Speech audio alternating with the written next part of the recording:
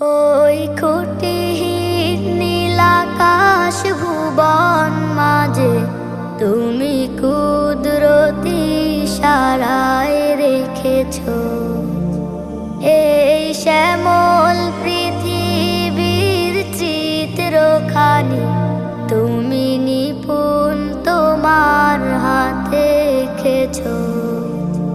ওগো আল্লাহ, শুকর তোমায় আমার যে মুসলিম করেছো। ওগো আল্লাহ, শুকর তোমায় আমার যে মুসলিম করেছো। তুমি সাগরে